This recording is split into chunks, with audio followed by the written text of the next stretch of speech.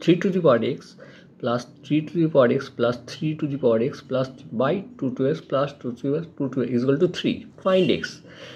A nice expression math.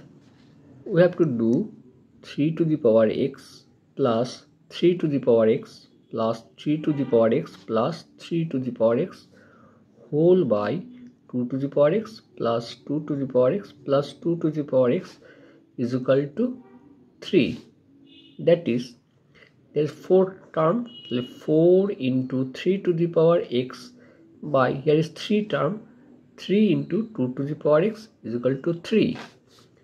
That is, 3 to the power x by 2 to the power x is equal to 3 into 3 by 4. That is, 3 by 2 whole to the power x is equal to 9 by 4.